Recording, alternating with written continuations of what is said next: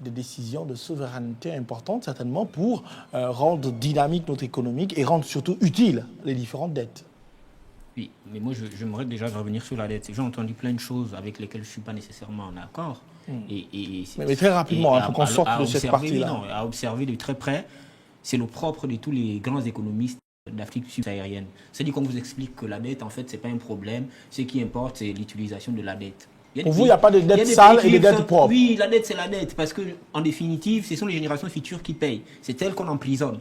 Vous allez à un pays comme le Burkina Faso, qui n'a nécessairement pas les mêmes matières premières que nous, qui n'a pas la même géologie que nous, qui n'a pas la même géographie que nous, qui n'a pas un littoral, qui arrive au même moment que le régime qui nous gouverne actuellement et qui décide de relancer son économie.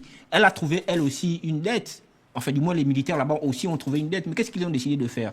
Stabiliser la dette et chercher en interne les moyens pour investir dans les domaines à valeur ajoutée. Aujourd'hui, tout ce qu'ils produisent aujourd'hui ou tout ce qu'ils construisent aujourd'hui le font sur fonds propres.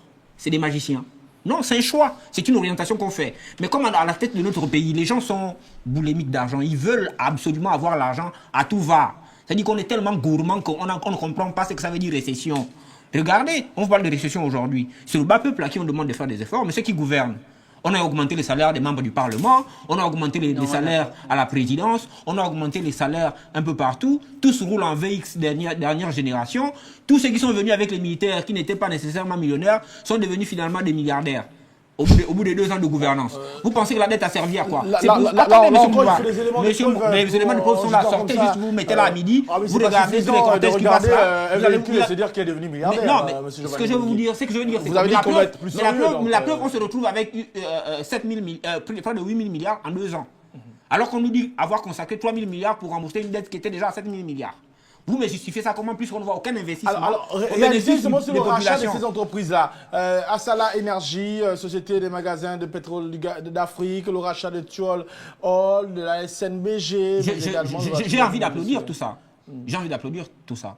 Sauf que je veux savoir le contenu. Vous avez pris le modèle avec le Burkina Faso qui est Oui, mais justement, ça se voit. On construit des autoroutes qui participent à l'amélioration des conditions de vie. Et on rachète aussi des entreprises. Oui, on rachète des entreprises qui créent de l'emploi pour les Burkinabés. Chez nous, tout est à l'arrêt. Le taux de chômage ne fait qu'augmenter depuis 2 ans. Là encore, c'est ceux qui sont partis. C'est jamais eux. Ça fait 3 ans qu'ils sont là, ils n'ont pas de bilan. Ça fait 2 exercices budgétaires qu'ils ont engloutis. On est au 3e exercice budgétaire. On va encore sortir de là. Il n'y aura rien au bout. On va nous dire que ce sont ceux qui sont partis. Eux, ils n'ont jamais rien fait. Et pourtant, ils ont l'argent du contribuable entre leurs mains. Donc, c'est ce que j'étais en train de dire tout à l'heure en disant, ce sont les choix que l'on fait qui nous amènent à maintenir cette dette-là au niveau où elle se trouve. Ce n'est pas nécessairement ceux qui sont partis.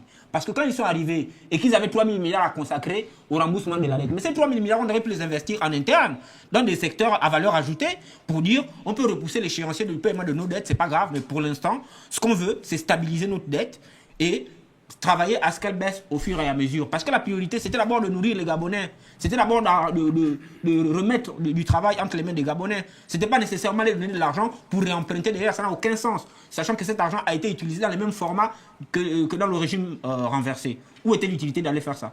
Non, vous êtes d'accord également avec nous qu'il est difficile, dans le modèle actuel dans lequel le pays de nos États se trouve, de fonctionner sans emprunter. Dans le modèle dans lequel mais j'ai pris des exemples tout simples. Le Burkina, c'est pas les États-Unis. Vous êtes d'accord également pas la France. avec nous que vous n'êtes pas au Burkina, Burkina, a une dette locale. Mais c'est connu. Aujourd'hui, le Burkina n'a pas encore remboursé sa dette. Aujourd'hui, mais au moins, ils investissent dans des secteurs à valeur ajoutée. C'est pas une propagande, monsieur. Les faits sont là. Aujourd'hui, si on veut savoir quelque chose sur un pays... Justement... Comparaison n'est pas raison. Non, oui, on ne peut pas comparer parce que vous voyez, on a tellement d'avance sur eux. Parce que vous n'avez pas des chiffres. On ne devrait pas se retrouver là. Nous ouvrons un autre